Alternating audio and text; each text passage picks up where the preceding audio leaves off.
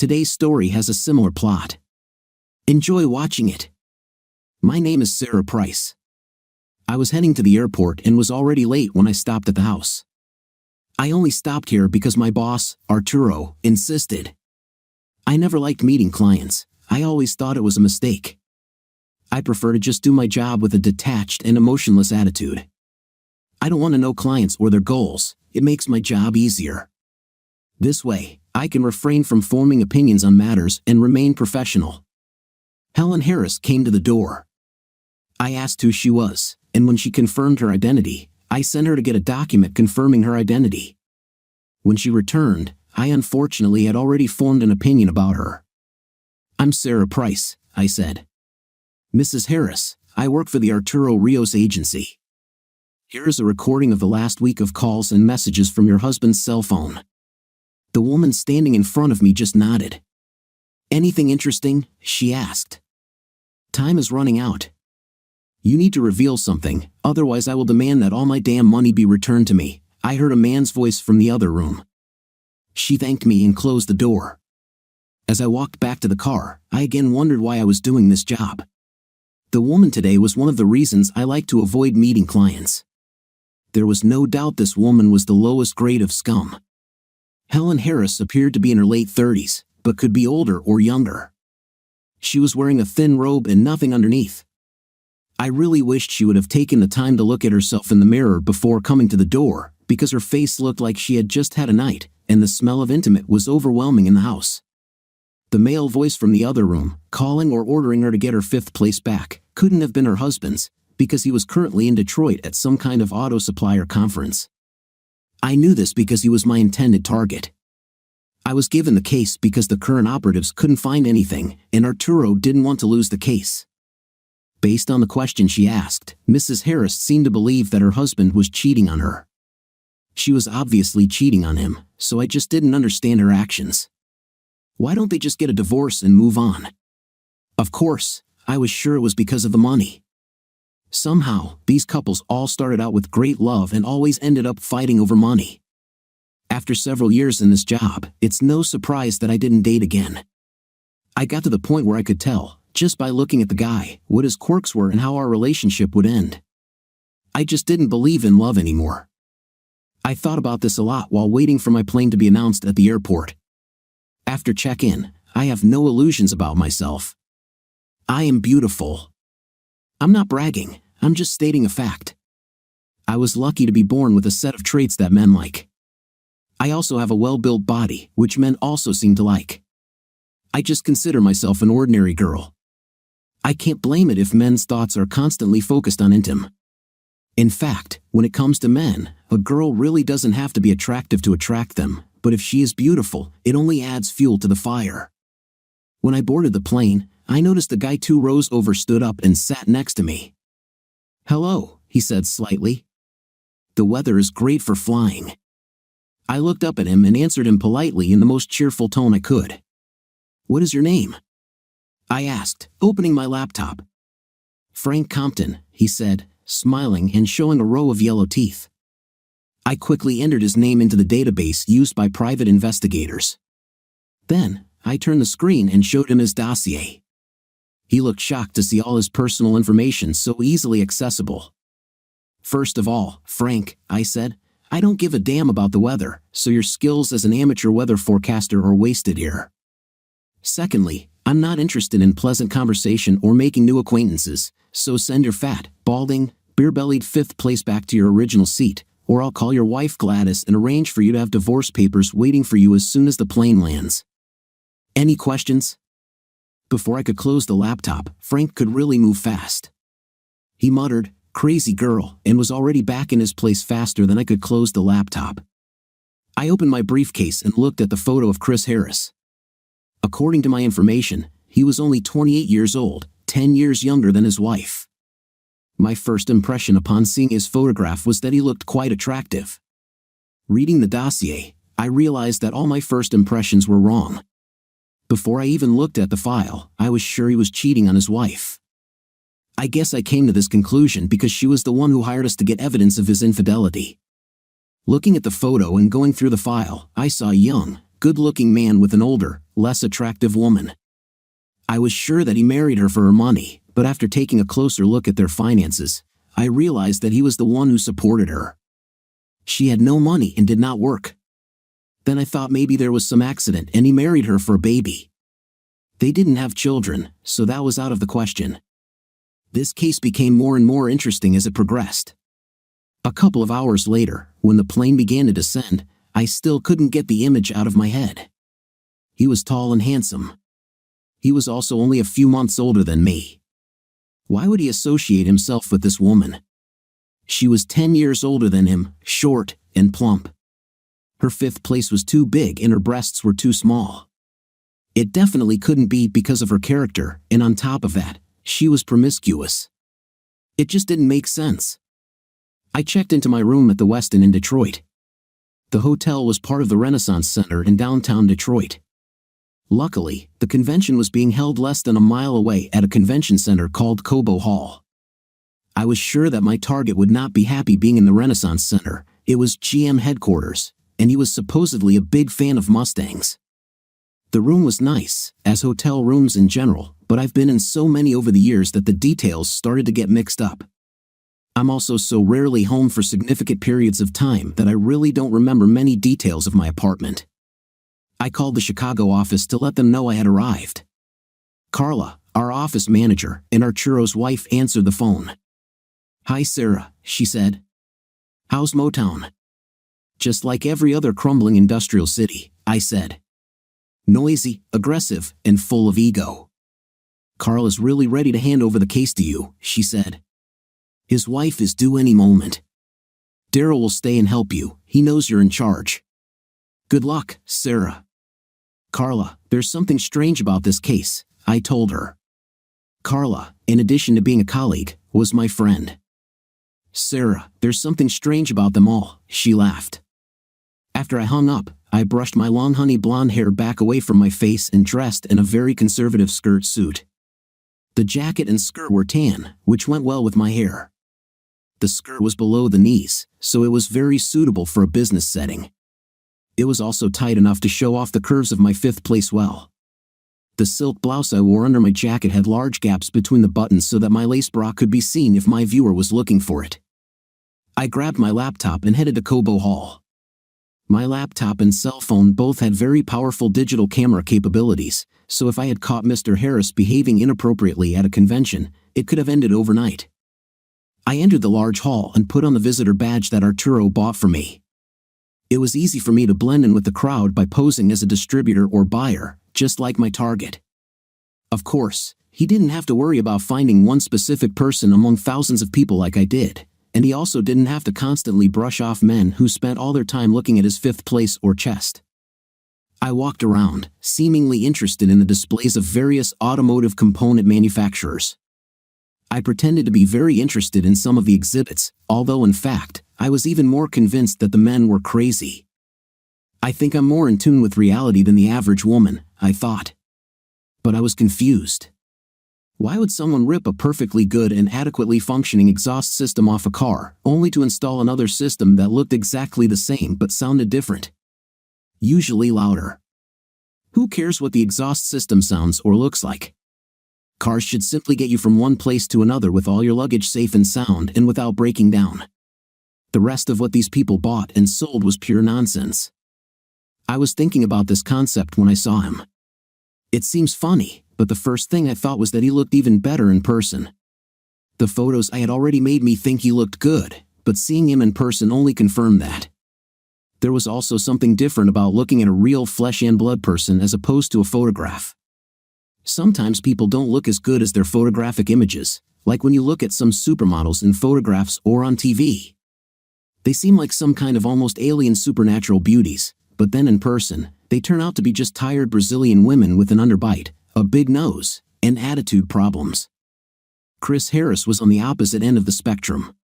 He looked even better in person. He was more muscular than I expected, but not in that bulky gym jock way. He also moved with an efficiency that was almost ballet-like. Watching him make his way through the slow-moving people as he visited the different exhibits was amazing. Here and there, he lingered and talked to someone at the stand. He would often take notes and promise to return to a particular booth or product that interested him. Although following people without their knowledge was part of my job, I must admit that following him was difficult. I also almost got caught several times. Part of the difficulty was that he moved so quickly. Although it seemed effortless on his part, he seemed to have a different sense of balance and muscle than the rest of us. Several times I almost had to run to catch up with him or try to find him again when he seemed to disappear into a gap in the crowd of people that I simply could not follow. He would also simply stop and stare at a product or stand that he found surprising or in some way unacceptable. What he did once that really scared me was when he suddenly, without warning, simply turned around mid-stride and walked back to the stand that had barely registered in his mind. When he turned around, he moved so fast that I thought he was going to crash into me. There was really no way to avoid the collision, so I braced myself for impact, only to discover that he had somehow gracefully avoided any contact with me at all. The escape was entirely his fault. I just stood there, waiting for the blow, only to find out that it wasn't coming. "Sorry," he offered hesitantly. His sincere but cautious smile made him look shy but friendly at the same time. That same vulnerability he showed by apologizing when he really wasn't wrong was part of his charm. If I had really sat down and thought about how things were going, I would have given up right then and there. Whether I knew it or not, that one word "sorry" pierced my facade of professional detachment. Only I didn't realize it at the time. I was so busy trying to pretend I wasn't interested in him that I didn't realize that I liked him. While I was trying to pretend I was bored at all these events, I noticed that some of the women there were definitely interested in my purpose. Several models at the stands went above and beyond their duties to get his attention. Although this seemed like an encouraging development to me, it soon proved fruitless. On the other hand, it made sense to me in another way. When does a man turn away from the attention of beautiful, well-developed young women? There are only 3 possible scenarios in my understanding. The first theory, that he was gay, was immediately rejected. The second, that he is too busy with work or another obsession, I left for later but did not completely dismiss. The last and most hopeful thing remained, that he was in love. I liked this idea because it made the most sense and could possibly bring the most benefit.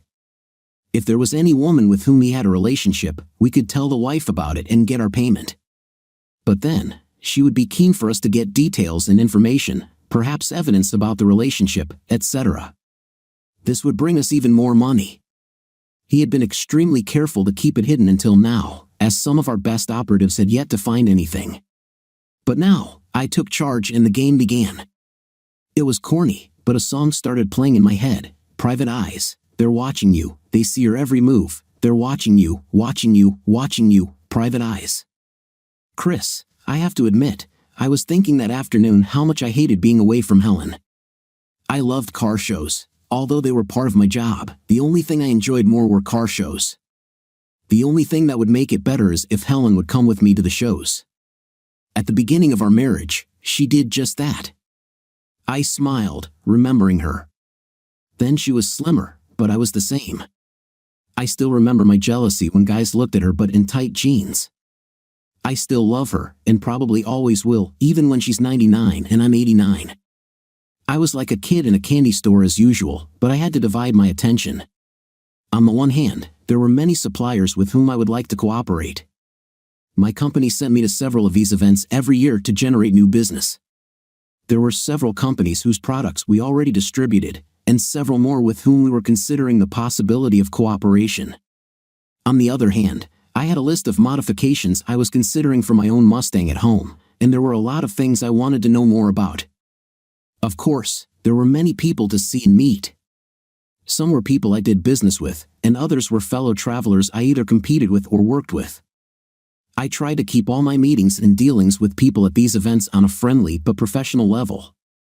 This meant that I avoided female models at shows. They were beautiful and shiny and all that, but they just weren't worth my marriage. I still loved Helen deeply after all these years, and I was a firm believer in that old saying, if you can't be with the one you love, keep it in your pants. Plus, at 28, I was an old soul, firmly stuck between boyishness and old man dignity. I had to act smart and not fall for every pretty face that passed by. The same as with cars, believe it or not, I was still in love with my 2006 Mustang GT. Although Ford changed the body style a bit for 2010, I liked the 2005 to 2009 models better. I didn't like how they narrowed the front grille and sloped the rear facade. It made the car look like it was exposing its rear end. I like the sequential tail lights, so I bought the kit from American Muscle, and now my tail lights flash consistently the same way. The same philosophy applied when I thought about women. Helen already knew how to do whatever I liked in those rare moments when she was in the mood. Why spend all my time trying to accustom a new woman when I already have a very good one whom I've always loved? When I walked around the room for the first hour, I was so excited that I almost collided with another customer. She was truly beautiful, with beautiful eyes and long honey blonde hair. I turned sharply and clumsily walked around her, trying to avoid a collision. She probably thought I was as clumsy as a baby foal. I apologized to her, but she was not impressed with my apology. I could tell by the way she just stared at me and then walked away.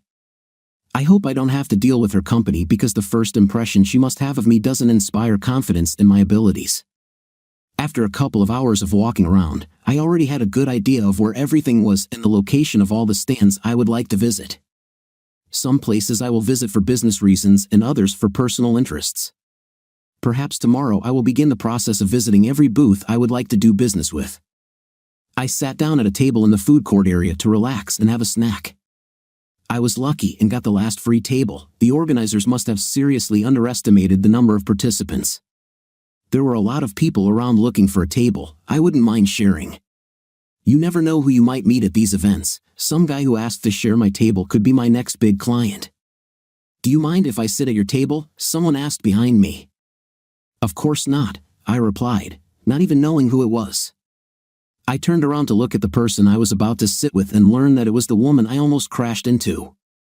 My face instantly turned red. She sat down opposite me and put her laptop on the table. Thank you, she said cheerfully. There are too many people and not enough tables. I nodded, opting not to get involved in a conversation with her. However, she was truly beautiful, but unlike the models and girls at the auto shows, she didn't try to use it to her advantage.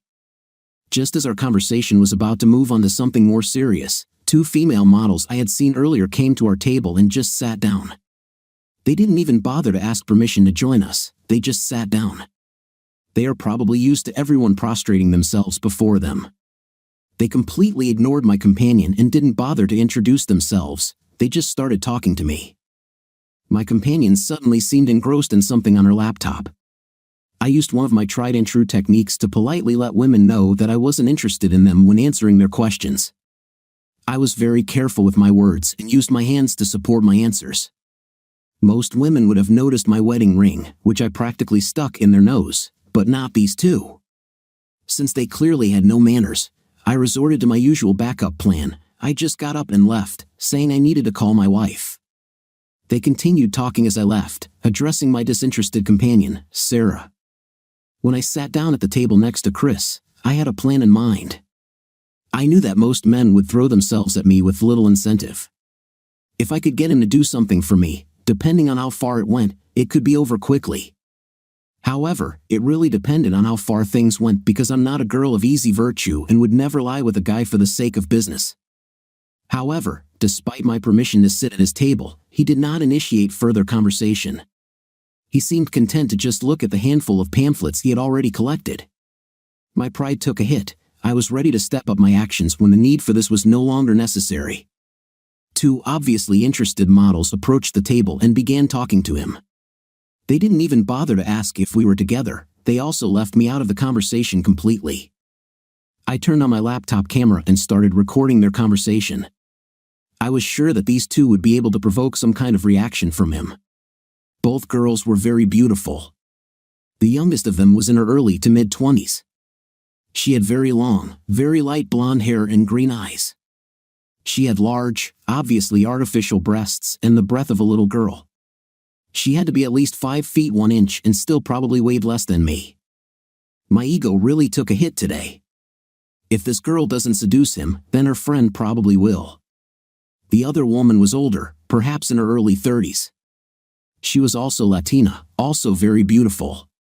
But while her friend looked like a typical airhead, this woman was the epitome of class. Her dark brown hair was pulled back into a long ponytail, her breasts were small and perky, fitting her body perfectly. However, she had a butt that could rival even Jennifer Lopez's. I couldn't have won any category against those two. They did their best to engage him in conversation. His replies took a long time to arrive and were very short, monosyllabic comments. Most people would take this as a hint that he didn't want to talk and leave him alone. The two, however, didn't even consider that he might not be interested, so he increased his defensive measures. It was almost painful to watch as he began to punctuate all his answers with hand gestures that clearly showed off his large wedding ring. It was as if he was shouting, "Leave me alone, I'm married." Naturally, the two either didn't notice what he was trying to convey or simply didn't care. I have come across women who prey on married men. Married men are much less likely to cause a scene or problems because they have too much at stake. After a few minutes, I could see the frustration building up in him, so he suddenly stood up and left the table after telling the two women that he needed to call his wife. After he left, they finally noticed that I was nearby. "Hey, you two don't know each other, right?" asked the blonde. "We were just sharing a table," I replied. "Okay," the brunette said. I somehow had my eye on that one. "Why?" I laughed. "Aren't they all the same?" "Actually, yes," she said. "But I go to a dozen of these events a year. I see a lot of guys who come and go. Most of them start looking for women as soon as they get here. They also inflate their positions and importance when it's too easy to verify. This is the fourth time I've seen him at events like this, and not once have I seen him act unprofessionally or inappropriately. He is also highly respected among the suppliers and the companies they represent. He does business with integrity, and as far as I know, he is on track for a major promotion in his company. Of course, the fact that he is married poses a problem, but it is not an insurmountable obstacle. I actually like that he's loyal to her. It means he'll be just as loyal to me." I had to laugh at her confidence. "What makes you think you can win him over?" I asked. "Just look at me, darling," she said. "I can have any man I like without any effort." She looked at me directly, with coldness in her eyes. "And when I have him, I will do for him whatever he wants. Whatever he wants, I will never let him leave." I didn't know what to feel looking at her. Was she simply telling me her intentions, or did she think I might threaten her plans? On some level, I felt threatened by her too, but I didn't know why. If she were successful in her endeavor, it would actually help me. All I had to do was follow her and record them together. But something told me that it would not be in my interests to cooperate with her. "Well, I just think he's cute, and I'm going to sleep with him for the rest of this convention," the blonde interjected. "Mara, you can marry him and have 40 children with him after I'm done with him." For some reason, I started to get angry. Luckily, my cell phone rang and interrupted the conversation. "Sarah, meet me at the snack stand," Daryl said. 5 minutes. I said into the phone, then ended the call. "Well, good luck, ladies," I said, gathering my things and preparing to leave. "Who needs luck when you have this?" the blonde said, cupping her chest. Behind us, a man dropped his tray of food, slipped on it, and fell. Another guy crashed into a pole and nearly lost consciousness. "See what I mean?" the blonde smirked. "Not a bad distance, Amy," the brunette said. I walked into the showroom knowing that I was above average in attractiveness, but next to these two, I felt like a boy. A few minutes later, Daryl came up to me, pretending to show me the brochure. Daryl is African American, so seeing us together was quite noticeable, I said. "I have a plan for our goal," Daryl said. "It's a little tricky, but I'm desperate." "Daryl, I have to lead," I said. "You should have consulted me." He looked at me like a repentant schoolboy. Daryl was one of my best friends. He was very smart and had a degree in criminal justice. "Sorry," he said. "I'm not trying to step on your toes, but we planned this before you were assigned to the case. We've been tracking this guy for 3 weeks and haven't found anything yet." I knew from previous experience that Daryl was very good at his job, perhaps even too good. He tended to get emotionally involved in things. His involvement did not involve getting to know the subjects or having any feelings about them. Its flaw was that it never failed to deliver results. In his mind, he had a perfect record and didn't want to see it ruined. "What do you have planned?" I asked. Daryl quickly told me the plan. According to the target's schedule, he was supposed to attend a video presentation hosted by American Muscle. Afterwards, he would return to his hotel for a while and then come back for the convention opening dinner. The dinner also includes dancing with live music. Daryl lined up not one, but 4 prostitutes to meet Chris at either the video presentation or dinner. If at least one of them manages to put him in a compromising position, the case will be closed. "Okay, this sounds a little like cheating, Daryl, but let's try it," I said. It was funny that even though I agreed to the plan, deep down, I didn't think it would work. After observing his behavior with 2 models, my subconscious formed an opinion about Chris Harris.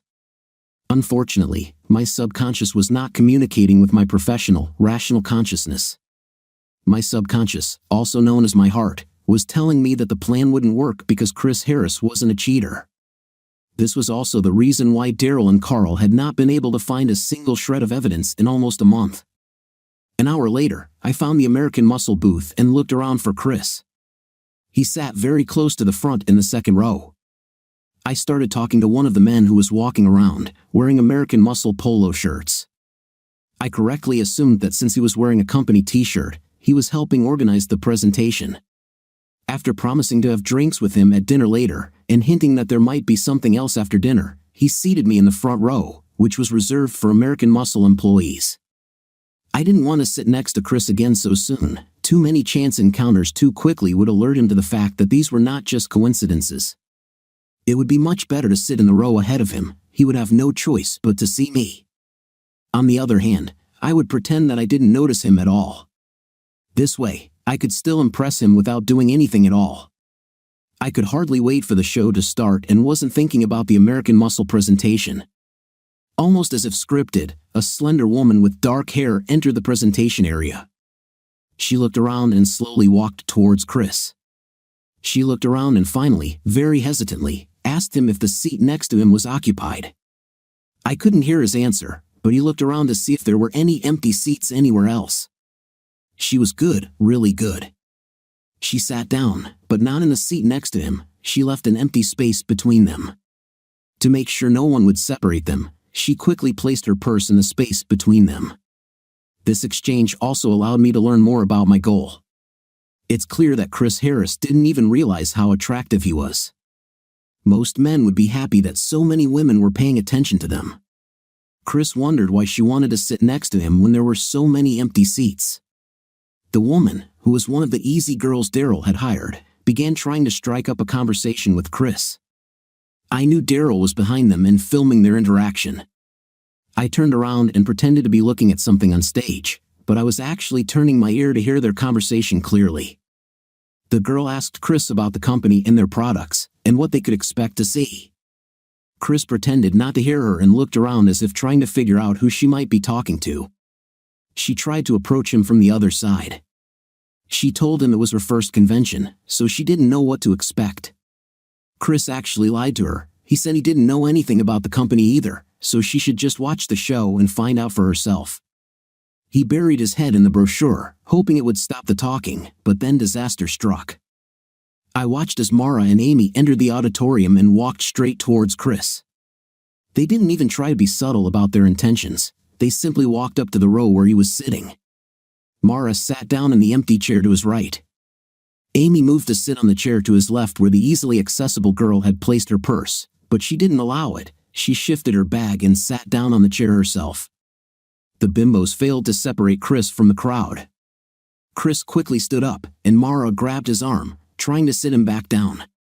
"Honey, where are you going?" Mara asked. Her slight accent gave her words an exotic edge. I don't know you," Chris muttered. "Of course you know us, we're old friends." "You sat with us in the food court," Amy said as she stood up. The appearance of the women alone attracted the attention of everyone present. Chris quickly stood up and began to walk away. Every eye in the room was on him. He looked around, blushing with embarrassment. And our eyes met. At that moment, time stopped, and I felt sympathy for him. In the background, that damn song started playing in my head again. I see you when you see me. I watch you cross boundaries when you make a scene. Oh girl, you should know, what my mind misses, my feelings will show. My heart, when I'm waiting, for lies you cannot hide, from my private eyes, they're watching you, they see your every move. I've been doing private investigations for quite some time. I've gotten to the point where I can tell when someone is lying or even when they're hiding something. At that moment, I was divided. On one hand, as a professional, I was intrigued by the situation and the opportunity to learn more about my goal. My rational and professional brain told me to observe everyone involved in the situation, see how they all react, and compare their actions to their motives, or what I knew about their motives. The bimbo bets wanted Chris. They slowly tried to pull him into their net. They would use every chance for contact, even a situation as disastrous as this could be used for their ultimate purpose. Even though this seemingly failed, it gave them two advantages. First, it ensured that he would pay attention to them again. The more contact they had, the better it worked in their favor. Secondly, it gave them the opportunity for further contact. The next time they see him, they will simply walk up to him and apologize for embarrassing him. As an added benefit, they were able to disrupt whatever plans the easily accessible girl had for him. Although she was not in the best position, they found that she was ineffective. An easily accessible girl tried to save her earnings. Of course, she would get a few dollars for trying, but she would get $500 if she could get into his hotel room, and even more if she could actually get him into bed. On the other hand, my heart felt like I had just shot a puppy. In the end, it was very close to what I did. I took a man who I knew, deep down, was trying not to cheat on his wife, and threw him to the sharks. If I had any professional ethical principles, I just violated them. There's a big difference between watching someone cheat on their partner and getting evidence of it, and what we just did. We were really trying to create a situation of betrayal. We had crossed the line, and now I had to watch how it would turn against us. Chris just said, "Excuse me, please." Then, using his incredible agility and flexibility, he stepped over the back of the chair in front of him and walked away. For a moment, our eyes met again, and he looked away. I felt even worse. He wanted to see the presentation in peace, so I made him skip it. Chris returned to his hotel room. I was really mad about missing the American Muscle presentation, not only because they were already a customer of ours and I wanted to see their new stuff, but because they were my favorite aftermarket supplier for my black '06 Mustang GT. Something strange was happening. The same two rude women from the food court were there. If I didn't know better, I would have thought they were following me. Perhaps I accidentally did something that offended them, and they wanted to humiliate me to get revenge. I tried calling Helen at home when I was really down. Her voice always made me feel better. However, lately, she always seemed irritated. I seriously thought she was going through menopause early. It was starting to seem like our decision to hold off on having kids until I found a job where I wouldn't have to travel so much might not be such a good one. It didn't matter that much to me, though. I wanted to have children, but I couldn't live without Helen. "Why are you calling me?" Helen barked into the phone. "I just needed to hear your voice," I said. "There are some strange people here. I'm not having the best time." "What do you expect me to do?" she asked. "Drop everything I'm doing and fly to Detroit to support you?" "Damn, Chris, you're a grown man. I can't do everything. Marriage involves partnership. Do your part. I'm busy right now. Goodbye." "I love you, Helen," I said into the phone. I then changed into long running shorts and a tank top, took my iPod, and went to the hotel gym. I love running and usually prefer to run outside, but I was in a strange city and didn't know the area, so I decided to take the easy way out. I found a treadmill along the wall and started running. I set the speed to a comfortable but challenging tempo and lost myself in the music. After Chris left the presentation, I also realized that I had nothing more to do there. The guy from American Muscle whom I had charmed earlier seemed offended that I was leaving before their presentation began. "What about later?" he asked in a whining voice. "Honey, as much as I dream about having an intimate with you," I said, "it can't be later. I'm doing this to protect you." "Protect me from what?" he asked. "My husband," I whispered. "He's very jealous and looks like he followed me here." I winked at Daryl, and he stood up and walked towards us. "He'll come now," I said. I saw the guy's eyes get bigger as Daryl approached. Before Daryl got close to us, the guy disappeared. Let's get out of here, I laughed at Daryl. Daryl and I went back to my hotel room to talk and plan.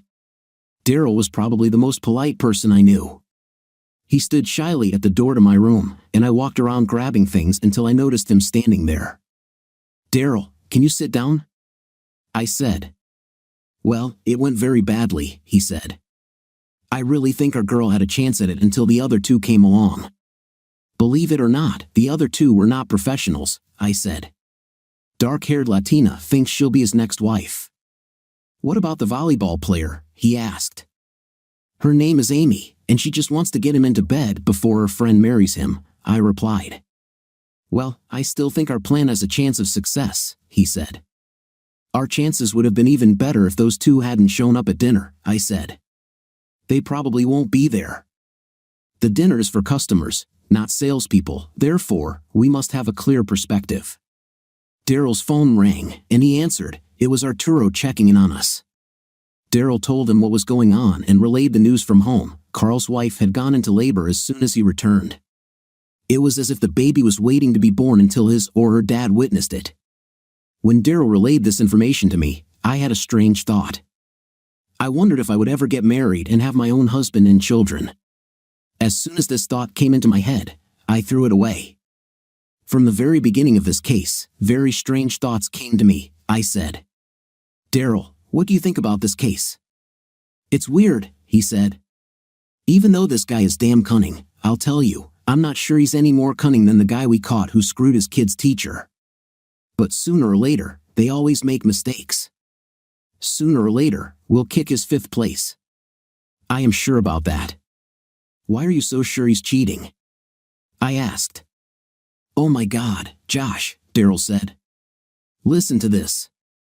He showed me footage of Chris calling his wife at home after leaving the presentation. Daryl thought it was funny as hell. He kept playing the last part over and over again. "I love you, Helen." Suddenly, I got angry. I had never felt more angry or sad in my life. "Shut up, Daryl!" I screamed. There were several moments of silence between us. Then I sighed and apologized to my friend. "Did I do something wrong?" Daryl asked. "I'm sorry, D. It's not about you, it's about me." "I have a feeling we're the bad guys this time," I said. "What do you mean?" he asked. "Sarah, we are not good guys or bad guys. All we do is observe and collect evidence. Our subjects are judged by their own actions. They would still be just as guilty if we weren't there. What are we doing, D? It brings resolution to difficult situations." "I've heard that damn speech from Arturo more times than I can remember," Daryl said. "Daryl, what if the reason you can't get any evidence against this guy is because he really isn't cheating?" I asked. "You said we were only observing. If we were police, and we were planting and targeting available women on him in the hope that he would sleep with one of them, that would be called provocation, wouldn't it?" He nodded his head.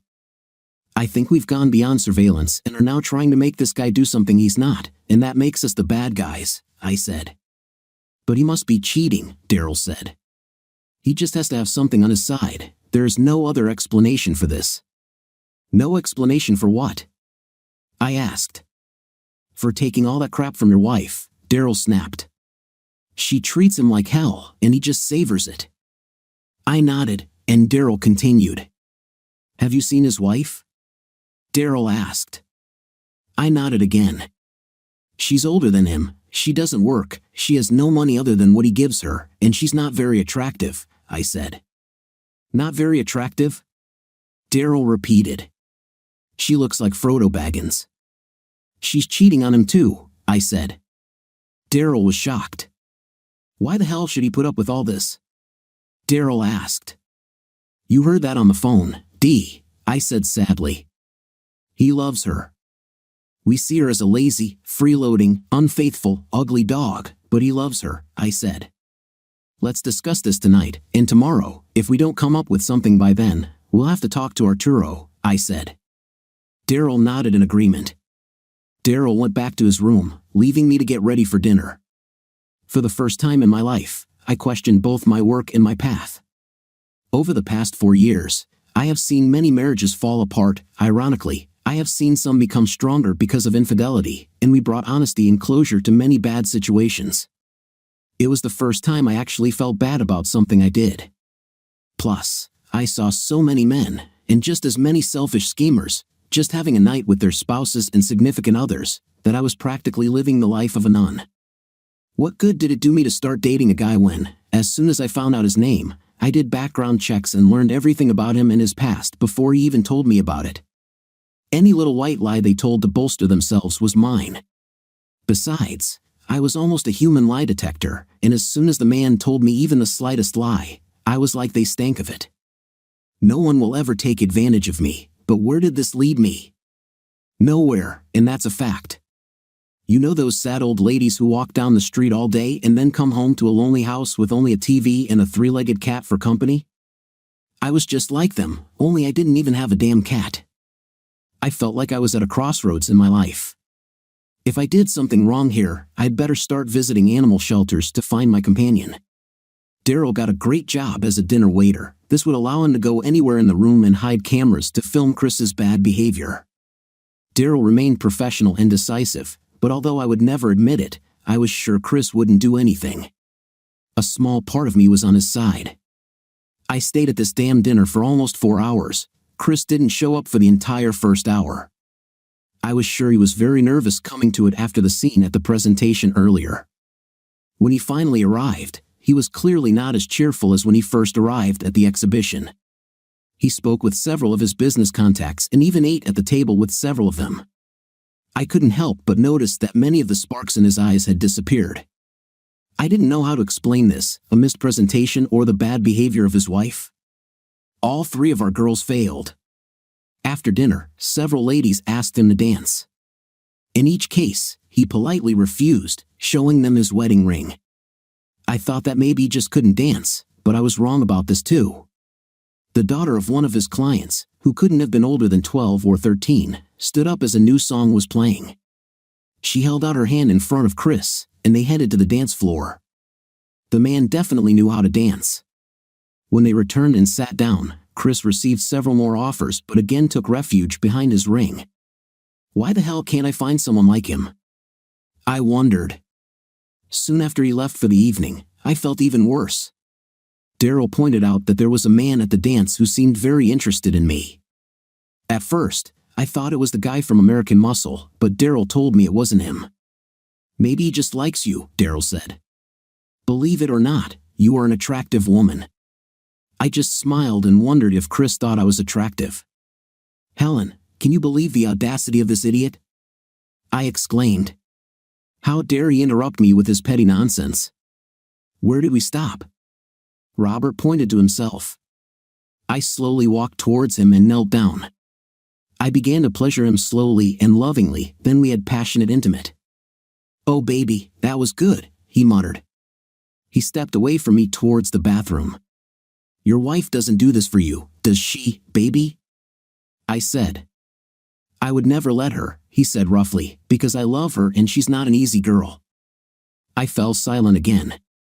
Robert, we need to talk, I said, even as I tried to figure out how to begin what I wanted to say to him. His words got through to me. He said he loves her. Didn't he love me?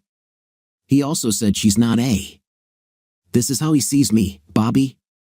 I said. I'm pregnant, I said, watching his reaction. Why are you telling me this? He asked. Are you trying to tell me that we can't have a night anymore because you and your husband are getting a puppy? Okay, then this will be our last time, I said. It hasn't been that much fun lately anyway. Honestly, Helen, you're getting a little old. It's time you started thinking with your head and not in one place. Having a baby will definitely make your little hubby happy. Robert, this is not his child. This is yours, I screamed. Oh no, it's not like that, you stupid. There's no way you're going to get me attached to you. You need to solve this problem today. I'm not going to risk my marriage over an old. So you need to work this out. Don't call me until you figure it out, he said. He practically ran out of my house, grabbing his clothes along the way. I sat on the floor in shock. I don't know how long I sat there before I heard her. Hello, she said. Is anyone here? Some matron of Latin American appearance was standing in my living room. She saw me on the floor and ran up to me. Mrs. Harris, she asked. I nodded my head woodenly. Are you okay? She asked. I shook my head. I thought things would never be okay again. I really screwed up, I told her. I spent the next few minutes letting out all my problems. She listened and never tried to judge me. I even told her about some of the things I did for Robert. I explained my past with Robert to her as well. Even before I married my current husband, I knew Robert. My first husband died serving in the army while he was fighting in the Persian Gulf. I cheated on him with Robert. Then when my husband was killed, my guilt caused me to stop seeing Robert. A few years later, I was remarried and just beginning to forget the past, thanks in part to the boundless love Chris always showed me. Robert reappeared. Chris always treated me much better than I deserved. He's younger than me and he kind of puts me on a pedestal. He literally gives me everything I ask for. I think I have some deep-rooted issues because while it feels good to be lifted up on high and worshipped, sometimes I just need to be brought down and taken down hard. I thought Robert loved me too. In fact, all my plans were built around Robert and me both getting divorced and moving in together to raise our child. Now I see that my plan will not come true. In fact, this leaves me in a very bad position. Maybe your husband won't know the baby isn't his, she said. Chris is a very rare blood type, I told her. Every time we go to our hospital, they beg him to donate. Sooner or later, it will come out. She shook her head. The stupidest thing about all of this is that I love being Chris's wife, I said. I love how caring he is and how he loves me unconditionally. I also love how all these stupid young women throw themselves at him when they have no chance of having him. Robert was never supposed to replace Chris. He was supposed to complement him. I think I wanted my loving husband whenever I wanted, but I also wanted to have an evil, mean idiot on the side. When I found out I was pregnant, I knew the baby was Robert's. I really wanted it to be the other way around. Chris would have been the perfect father. But the timing wasn't right. I started treating Chris badly despite how much he loves me. I know he won't stand for it. Chris is the sweetest, calmest man in the world, but he won't share his woman or his car with anyone. I started planning our divorce a few weeks ago. Robert told me that Chris was probably cheating on me while he was on the road, so I hired an agency to keep an eye on him. My lawyer told me that in the event of a divorce, especially if there is a child not from Chris but conceived during our marriage, I probably won't come out very well. The woman simply looked at me and shook her head. Well, normally what I'm about to tell you would be considered good news, she said, but in your case, I'm sorry, but it won't be. Listen to this. She played me another day of Chris's calls and a log of his activities at the convention so far. They even went so far as to hire easily accessible girls to try and lure him. He even refused to dance with other women. Your husband is not cheating on you, she said. The most painful blow, of course, was our telephone conversation yesterday. At the time I was talking to him, I was so busy getting back to having an intimate with Robert that I didn't notice how emotionally drained my own husband was. I felt even worse after I heard him tell me he loved me after I hung up on him. Sarah, this morning when I got out of bed, I realized that I could no longer work on this case. I called Arturo and told him to send someone else to support Daryl. I packed all my things and planned to leave for home as soon as my replacement arrived. Don't ask me why I did it, I still don't know what motivated me. But I needed to see Chris one more time before I walked off into the sunset. I went to the convention center for breakfast. I saw Amy and Mara preparing their booth before most of the participants arrived.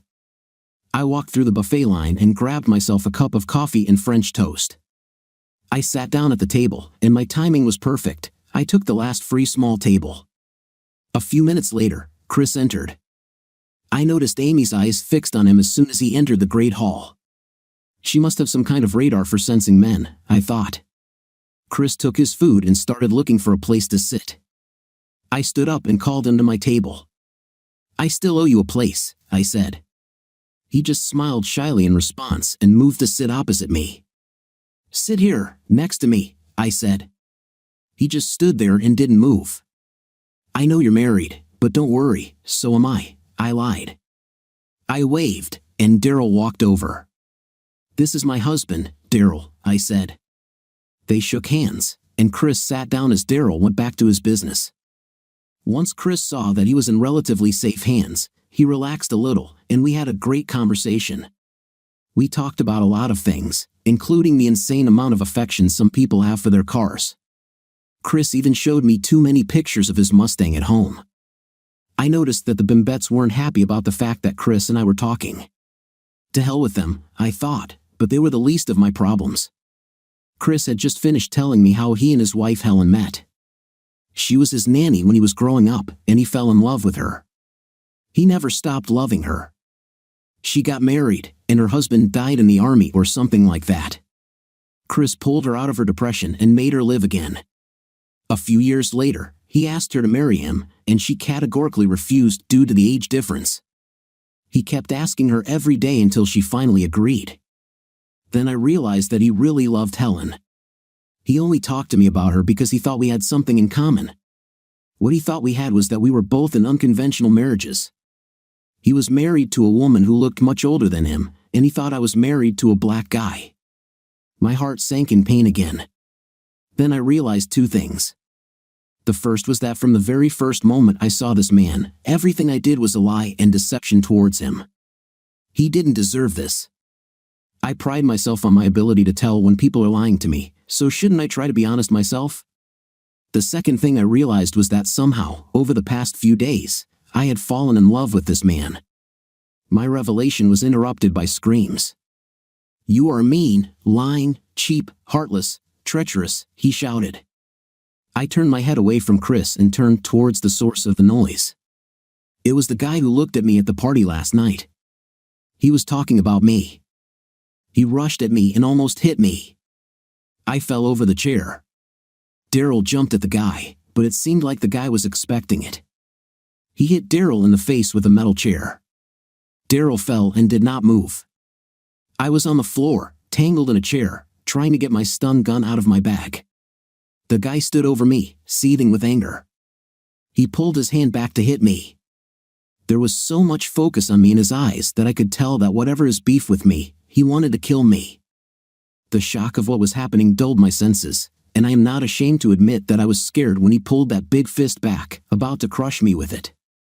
I may have peed my panties a little. Daryl was just starting to get up, but even if he stood up, he wouldn't have time to help. Someone was shouting about calling security. I'm sure they would be of great help. I tried to get ready and crawl away, but the fist began to descend. Out of reflex, I closed my eyes and stepped back from the expected blow, but it never came. I opened one eye and then the other when I heard a slap just as the blow was about to come. Chris stood over me and caught the blow in his hand. He reached out and placed his forearm into the man's elbow joint, and somehow, using a judo or wrestling technique, twisted the guy's arm around his forearm. Suddenly, the guy just fell to the ground. It was some kind of lock on the joint. "I had to sleep through this self-defense class," Chris said calmly. "Calm down," Chris told the man. "There's never a reason to hit a woman." "She's not a woman," said the man. "She's a cold, soulless who took my wife and kids away from me." The man simply collapsed and began to cry like a child. I tried to remember his face, and he suddenly became familiar to me. "Everything will be fine," Chris said.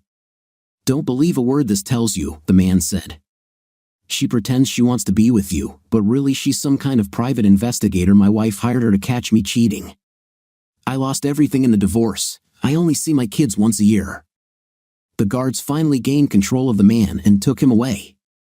"Thank you," I said to Chris.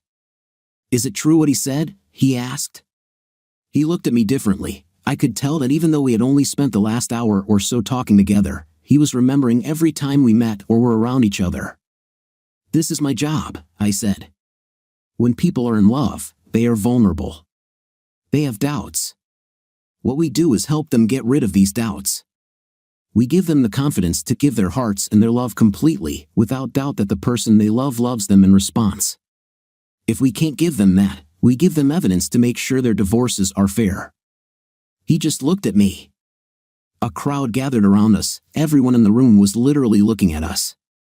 "What a fool I am," he said. "I know we just met, but I liked you. I thought maybe we could be friends. I've been a little upset lately because Helen doesn't seem to be very happy with me. I was hoping that you could give me some advice to make her love me again. What a sucker I am. She hired you, didn't she? I nodded slowly. I wanted to tell you, I said, but you don't have to worry. Everything in our report will tell her how much you love her. You're pure, even when they came out. I knew that my words were just words and meant nothing. In fact, they meant less than nothing. The worst part was when he said he liked me. He said he thought we could be friends. He started letting me into his zone of trust, and that man ruined everything. The words from that damn song were back in my head. You play with words, you play with love, you can twist it, baby, it's not enough. 'Cause girl, I'll know if you let me in or let me go. Don't lie when you're hurting inside. You don't, you can run away from my private eyes. The most painful part was clearly the most painful. My heart literally hurt, and I could tell by looking at him that I had broken Chris too.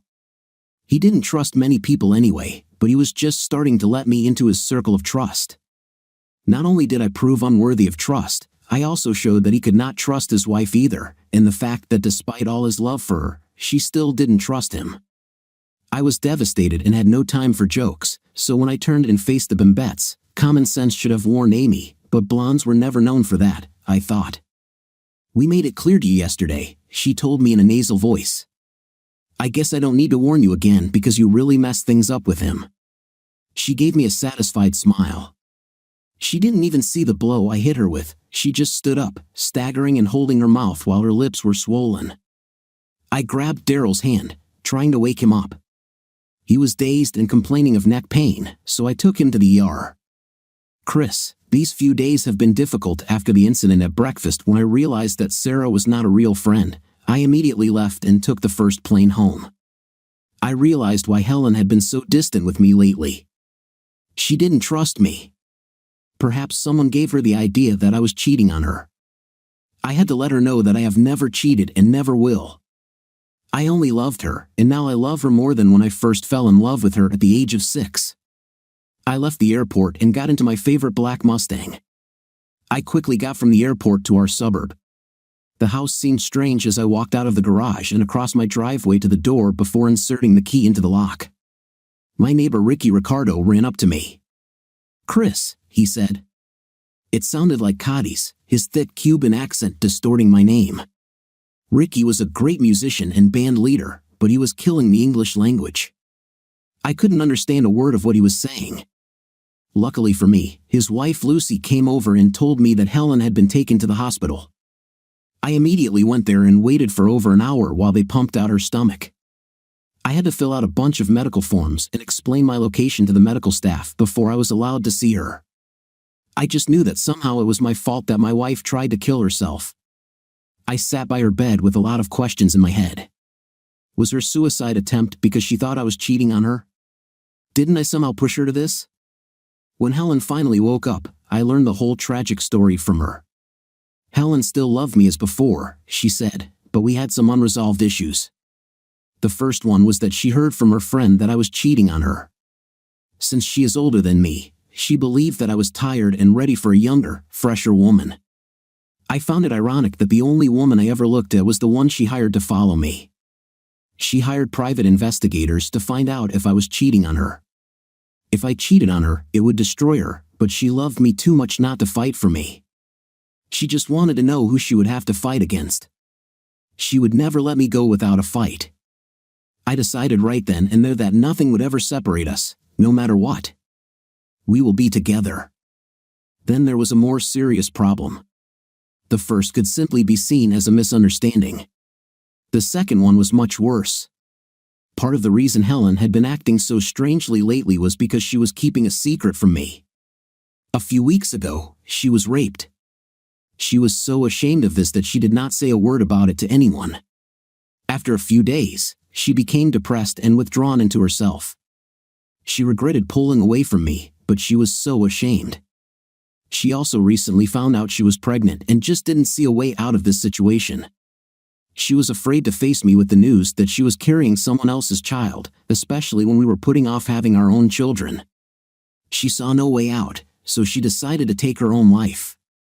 It was a lot to take in a short period of time. I hugged her, telling her that nothing would ever separate us. He also said that I loved her too much to let her leave. We both cried, and I held her until the nurse came and said I could come back the next day, but I needed to go home. The nurse also told me that Helen would have to stay in the hospital for another 72 hours for observation and then need to be assessed by a GP before she could be discharged. When I got home, I went inside and sat on the couch. Everything was happening too fast for me to process. Somebody knocked on my door.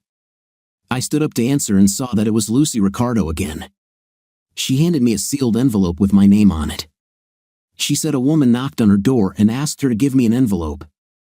I thanked her and went back inside. Lucy didn't want to leave. I think her natural curiosity and tendency to get into trouble really made her want to know what was in the envelope. Alone in the living room, I opened the envelope and was shocked like never before. As my world as I knew it collapsed, inside the envelope was a note of only 13 words. The note was scribbled in pencil so that no one would ever recognize the handwriting. Don't be a sucker. She's cheating on you. It's his child, she's lying. There were also a couple of terrible photos. One was a close-up of Helen's face. She was without clothes. The second photo showed Helen and some old man I didn't recognize having a night on my couch. There was also an audio tape of Helen telling another woman the whole story. On my own, I would have dismissed the note. The photographs may have been doctored, but I recognized Helen's voice. Together, all three pieces of evidence were enough to break my heart. I spent the evening curled up on the couch. After a while, I realized that I was lying on the same couch that Helen had an intimate with that guy on, and I almost threw up. I always thought I would love Helen forever. Deep down, I probably still loved her, but I just couldn't understand what she did to me. I had evidence that she cheated on me. At the same time, she trusted me so little that I was being watched to see if I was cheating. But the worst thing of all was the way she calmly looked me in the eye and lied about everything. I didn't even know if she was actually trying to kill herself. Perhaps she just did it to gain my sympathy so she could tell me her bunch of lies. The next morning, I called my boss and told him that I needed to take the day off to deal with personal issues. Most guys would probably go back to the hospital and throw papers and photos in Helen's face. They would demand to know who this guy was and how long this had been going on. My problem is that I'm just not very confrontational. I was seriously injured, but I just needed to get away from the source of my pain. Seeing Helen in this state would only make things worse. I needed to get away to think about something other than my problems so I could heal. I know it sounds cowardly, but let's face it, we're all different. This was my way of coping. I signed up for one of those racing courses where you learn how to control your car better. I chose a session that would start in 2 days and hit the road. I didn't really think I needed to learn to drive better. I didn't want to become a racer or anything like that. I just wanted to try something new and take my mind off my life. I called my lawyer from my car and asked him to start filing the divorce papers. I think this is also where I deviated from conventional wisdom. How can a man love a woman so much that he can't breathe without thinking about her one day, and then want nothing to do with her the next? It seems impossible, but when this man has been repeatedly deceived and manipulated in a few short hours and begins to believe that it was all just to hide the fact that the woman he loves thinks he is a fool and does not love him, it becomes quite possible. I knew that I still had very deep feelings for Helen. I also knew that, despite her words to the contrary, Helen did not love me. I explained the situation and showed the photos in the note. I even played part of the recording for him. He expressed his regret to me and agreed to handle it for me. The camp was in Arizona, so I had a lot of time to think while on the road. Just before it got dark, my cell phone rang. I thought it was my lawyer, but it was Helen. This seemed to be the first time she was allowed to make a call. "Where are you, dear?" she asked. "Helen, maybe you're confusing me with someone," I said coldly.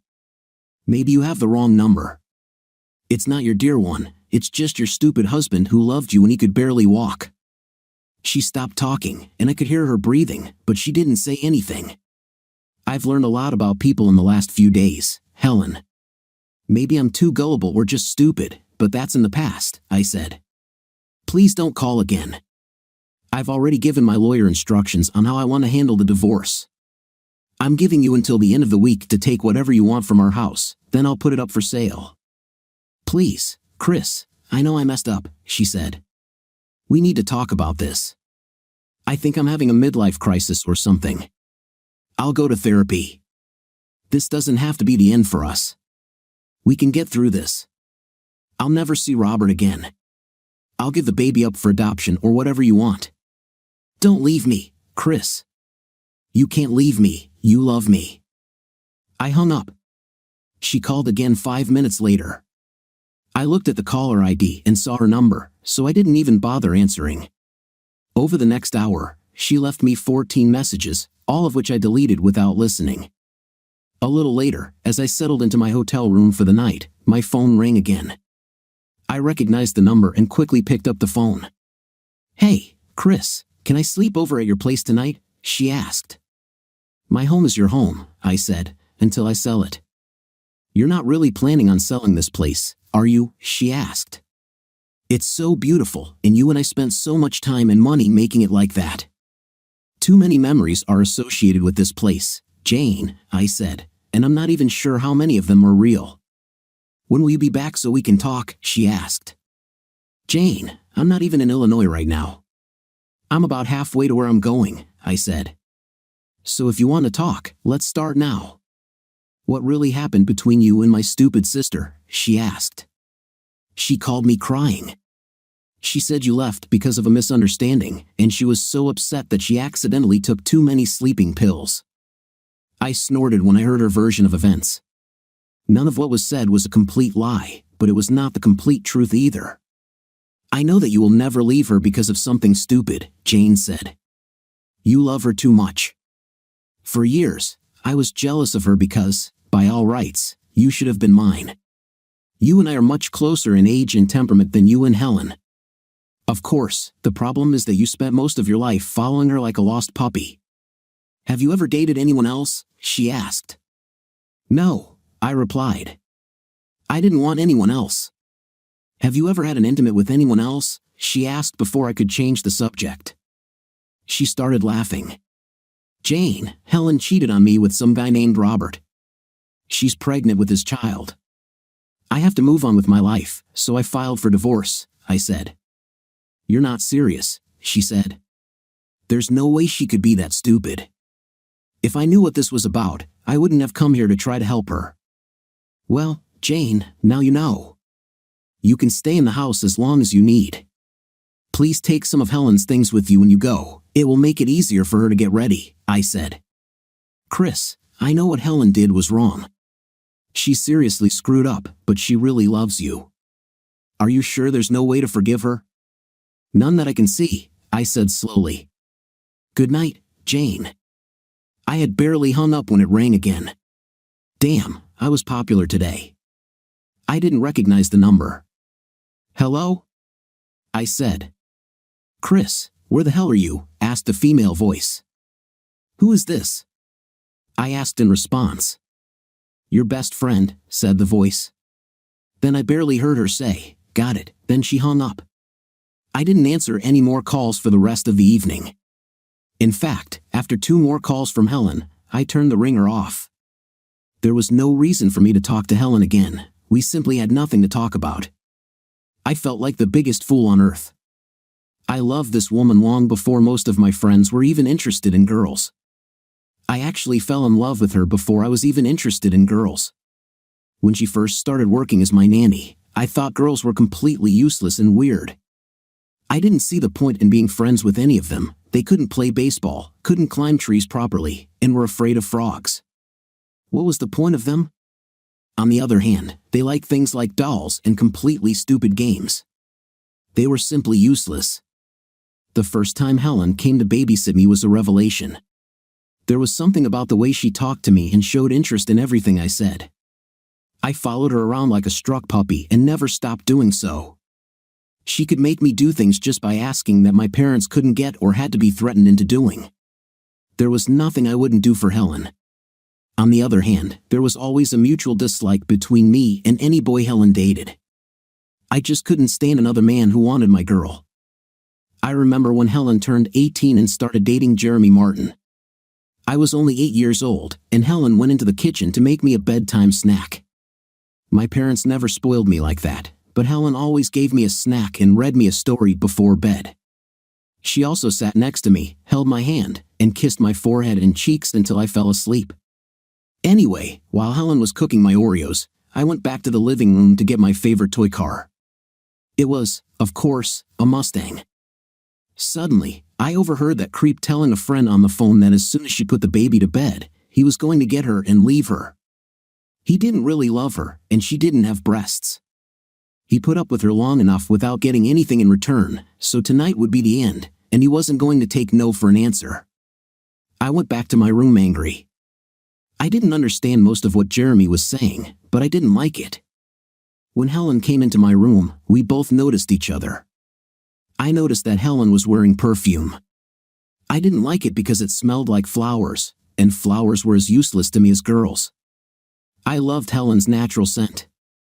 Helen looked at me strangely because it was probably the first time she had seen me angry. "Chris, is something wrong?" she asked. "Helen, what are breasts?" I asked. "Chris, you shouldn't say that word," she said softly. "It's not a good word. It's a rude way to talk about a woman's breasts." "What do you mean? Get her and throw her?" I asked further. Then Helen was really surprised. "Chris, where did you hear that?" she asked sharply. "That's what Jeremy said to his friend on the phone while you were making me a snack," I said. "Don't worry about stupid Jeremy," she said sharply. "He won't harass anyone here, and we'll see who leaves who." Helen left the room, and a few minutes later, I heard screams and noise coming from my living room. I got out of bed to see what was going on, and when I looked into the room, I saw Jeremy pushing Helen onto the sofa. He unbuckled his belt and stood over her. Of course, now I know what he was going to do, but at the time, my 8-year-old mind thought he was going to try and give my Helen a beating. I became even angrier and grabbed my baseball from the dining room table. I threw the baseball across the room. It was the best fastball I've ever thrown. It hit Jeremy in the back of the head like a missile. He didn't even see it coming. He just folded up like a folding chair. I still remember how Helen hugged me, standing over him, looking menacingly, before he fully recovered. Helen helped him up and threw him out of the house. From that day on, I was Helen's hero. She always told me that when I grew up, she would marry me. To her, they were just sweet words that she never took seriously, but I believed her every time. I found out many years later that I didn't actually save her from Jeremy, I just put it off. Less than 2 weeks after this, Jeremy actually slept with Helen and then dumped her right after. He also bragged about it to several of his friends. This seems to be what started Helen's path to who she became. She had a deep-seated need for a man to abuse her. All the love I felt for her and all the years I dedicated to her meant nothing compared to this. It was an addiction she couldn't break, like a person who quit smoking. Sometimes they don't smoke for more than 10 years, and then a stressful situation sets in, and they start smoking again. Either way, I was done with Helen. She broke my heart, but I'll get through it. She could take half of everything I had, but she couldn't take my pride, and she couldn't take my heart. Anymore at the race course, even though I thought I was a great driver, I learned so much that I didn't know. I learned about actually using the gears in my transmission, not just shifting them. I learned different gear shifting techniques. I also learned about choosing the best lines on the track to reduce the distance traveled and improve my car's ability to pass the track. I fell in love with driving my Mustang again. I decided this wouldn't be a one-time thing. I would come back here more than once. Sarah, I looked at Chris's credit card charges and noticed he had signed up for a racing school weekend seminar. On one hand, I was a little afraid for him because although driver improvement schools are generally safe, there have been a few accidents and even deaths reported. I didn't want anything to happen to him. On the other hand, leaving including me, who hurt him, would be the best thing that could happen to him. The school he chose was in Arizona, and it would take him several days to get there. I called his cell phone and tracked him to find out where he was. All I had to do was get him to pick up the phone, and the tracking system would do the rest. When he picked up the phone, I couldn't help but talk to him. "Chris, where are you?" I asked. He asked who I was. he probably didn't recognize my voice, which was understandable since he had only heard it once or twice. But it still hurt. "Your best friend," I said, hanging up. The next day, when Chris arrived at the track, I watched as he pulled into the parking lot and checked in. I already worked as an assistant cook in the only restaurant in the area. It was an ideal temporary job because it gave me access to all areas of the site, and he would probably visit the restaurant at least twice a day, if not more.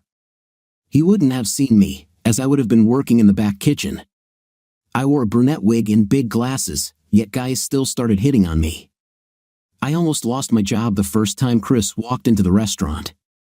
Brandy, the waitress, joined Chris before he even sat down. She wrapped herself around him like a cheap dress, rubbing his arm as she helped him sit up. Accidentally, she brushed her chest against his shoulder while handing him the menu. She leaned across the table, sticking her behind in his face to hand him a knife and fork. I knew she always carried cutlery wrapped in napkins in her apron pocket. She was smiling like a damn Cheshire cat when she returned to the kitchen. "I'm going to get everything I can out of this guy," she said. "Maybe I'll marry him and have his children."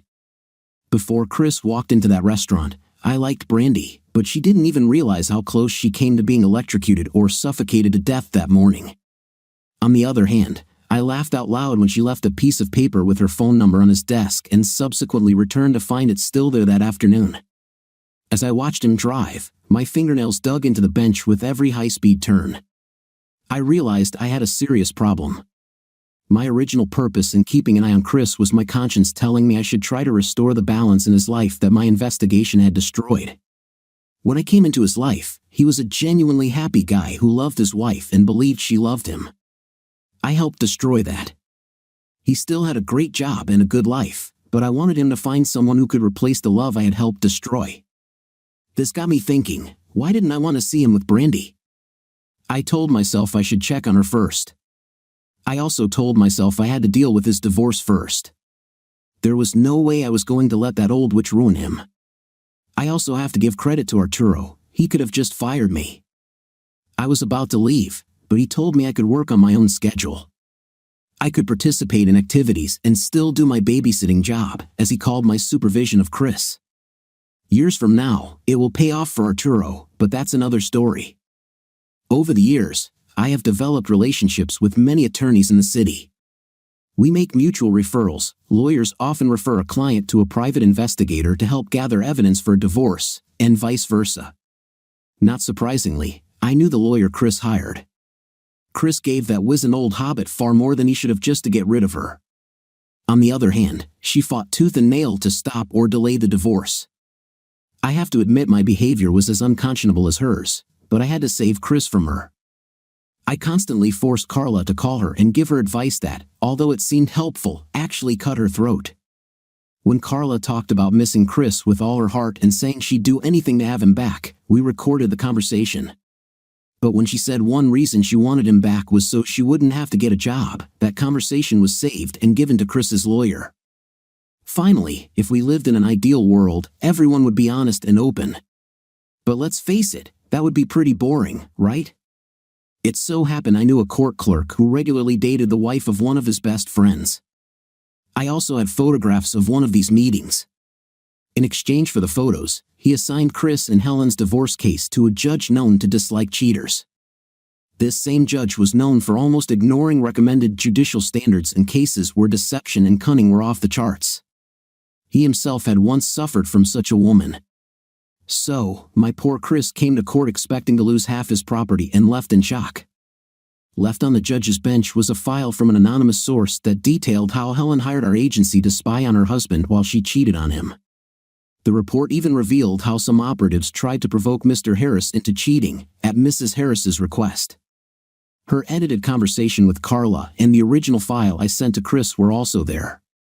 I think Chris noticed me sitting off to the side at the back of the room, wearing the same suit I wore in the restaurant, but I'm not sure if he recognized me. The judge was furious. He was so angry that he entered a divorce decree and gave Chris an incredibly favorable 80-20 division of property with no alimony and no child support, since the child was not his. Helen suffered a nervous breakdown right in the courtroom. Over the next few days, She constantly called and tried to visit Chris until he had to issue a restraining order. She was desperate to get him back and claimed she couldn't live without him. It got so bad that she had to be hospitalized. She was still on Chris's health insurance plan, so he came to see her several times. The first time he was there, he attended one of her therapy sessions. He sat in the back of the room and did not participate in the conversation or comment. He spoke to her briefly in her room. He told her that she needed to forget about him and move on with her life because he was trying to do the same thing. He said he would give her money if she needed it. He also told her to return to Robert. Chris didn't take any action against Robert or his marriage because he didn't want revenge or for anyone to get hurt. He just wanted to move on with his life and be happy again. He told Helen that he had nothing against her and thanked her for all the happy years she had given him. His only regret was that the love he gave her was either not what she needed or was not enough. After that, he left her room. He never intended to see her again, but the next day he was called again. I made a friend at the clinic where Helen was, so I knew what happened before Chris found out. The window in Helen's room was barred to prevent escape, but there was glass in it. In the summer, large industrial windows were open for ventilation. One of Helen's windows was broken and would not stay open on its own. A large metal-framed window was held open by a wooden block on one side. A few hours after Chris left her room, Helen rested her neck on the windowsill with her face up. She called the orderly. Several minutes passed before the man working on the floor came into her room. When he entered the room, she calmly said, "There is a note on the table." Thinking she wanted him to send her away, Helen smiled at him and said goodbye. She hit the bar that supported the heavy window, and the window closed on her bare neck like a guillotine. It was a sad end for a truly tortured soul. I wish I could say I shed at least one tear for her, but to be honest, I didn't. After the way she treated the man who loved her his whole life, this blank got what she deserved. As for the note, Chris never received it. It was pure nonsense. I tore it up as soon as I got it and paid the orderly $300 for it. What kind of sick person writes, "Chris, I can no longer live knowing that the person I love no longer loves me. I am leaving for a better world, hoping that sooner or later you will join me and we can forgive each other and be together forever." It was signed, "Yours, Helen Forever." This blank was crazier than anyone could imagine, even thinking that I would let Chris read such a letter or ever find out about it.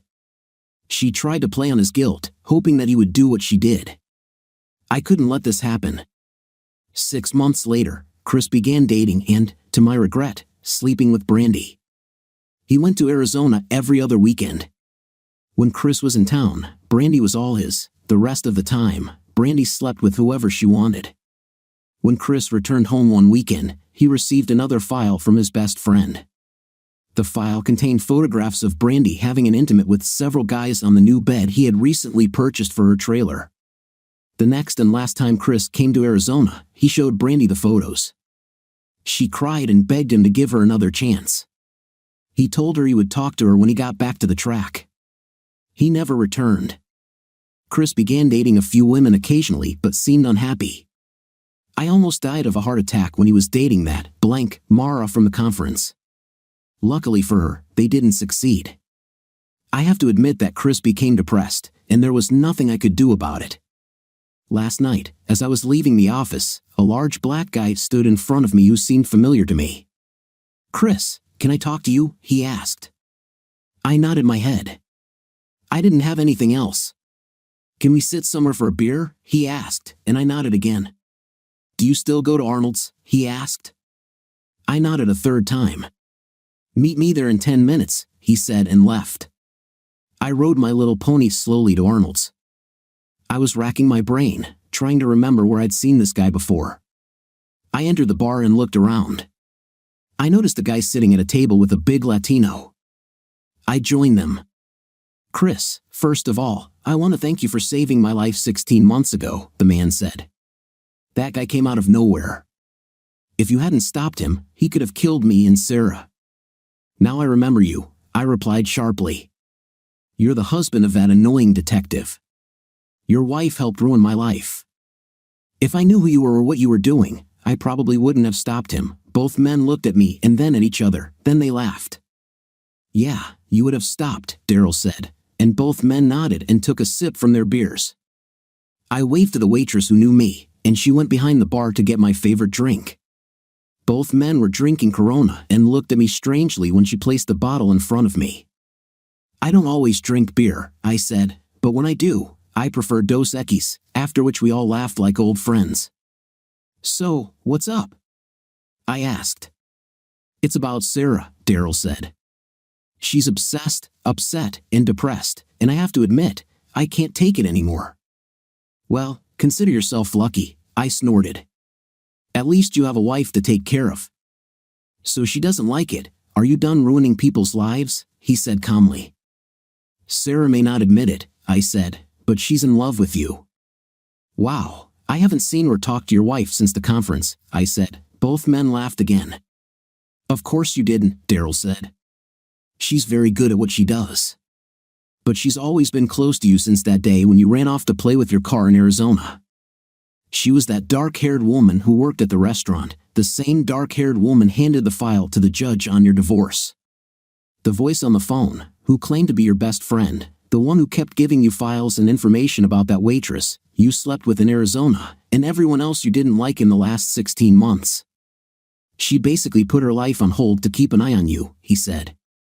My jaw dropped and I took a sip of my beer. Why is your wife watching me? I asked in shock. She's not my wife, I already told you. She loves you, he said. And you know what else? Remember how well you two got along before that psychopath attacked her? I think you love her too. They both looked at me. I remembered that Sarah was really beautiful, and I really felt guilty. The whole time I was talking to her at the conference, even though we were only talking, I felt like I was cheating on Helen. So what do you want me to do? I asked. Just talk to her, that's all I'm asking for, Daryl said. Sarah, Arturo called me on my day off. I was annoyed. I had plans for the day. I needed to review the personnel files of every eligible woman working at Chris's company. I couldn't afford another Mara. Every time I thought about him dating a piece of trash like her, my heart broke. I wanted him to find a good girl, someone he could fall in love with and have children with. I knew it would kill me when he finally found someone, but I wanted her to be perfect for him. Arturo told me to get dressed and make myself beautiful again. He was tired of seeing me come to work looking like an old shoe. I took a shower and put on a nice dress. I went to the address Arturo had given me and discovered that I had been to this place before. This was one of Chris's favorite places to hang out. I hoped he wouldn't be here. Arturo met me in the parking lot and gave me a task. I had to keep an eye on a guy who might have been cheating on his girlfriend. I started to object. Arturo, you know I don't do things like that anymore after Chris. I did insurance fraud or something. Do this for me, please, Arturo begged. This guy is a real idiot. He's nothing like your Chris. Why did Arturo call him my Chris? Did everyone think I was in love with him? Arturo, don't ask me to do this again, I replied sharply. He's sitting at the third table on the right, Arturo smiled. Thank you, Sarah. You won't regret this. I will if Chris gets hurt or gets his heart broken while I follow your idiot, I said. However, I still didn't understand why Arturo smiled so widely when I entered the bar. I took a table and called the waitress. She brought me a glass of white wine, and I sat back in my chair to watch the idiot. He was nervous as he sat at his table, exactly the kind of behavior you would expect from a man cheating on his girlfriend. Suddenly, all my instincts fell into place. I was going to have fun pinning that man against the wall. It's guys like him who make life hard for good guys like my Chris. Did I really just say that? I was on a hunt now. Imagine my surprise when suddenly someone played my favorite damn song on the jukebox. I was humming along to the song Private Eyes when it suddenly dawned on me that I had been set up. When I got to the third verse, why are you trying to put up a front for me? I'm a spy but on your side, you see. I stood up and walked over to the table. When I approached, I saw that the long greasy hair on his head was a wig, and his big nose and glasses were one of those Groucho Marx masks from the joke shop. I laughed as Daryl Hall and John Oates sang, "Come on in any camouflage, I'll still recognize you." By looking into my personal eyes, I took off my mask, revealing Chris's handsome face. "It took you so long to understand," he said. "I thought you were supposed to be some kind of private detective. If I hadn't made them play that damn song, I could have sat here all night." He laughed as he said it. "What are you doing, Sarah?" he asked. "What I've always wanted to do," I said as I kissed him. The kiss was even better than I could have imagined. That kiss told him everything he needed to know about me. I already knew everything there was to know about him. In the end, like every hunt I've ever been on, I caught my quarry. This evening at Arnold's may have marked the end of Private Eyes, but it was only the beginning for Sarah and Chris. We lived happily ever after, but that is another story. What do you think of our story today? In my opinion, the story was quite interesting and diverse, with interesting plot twists. What is your opinion? Write in the comments. See you in the comments.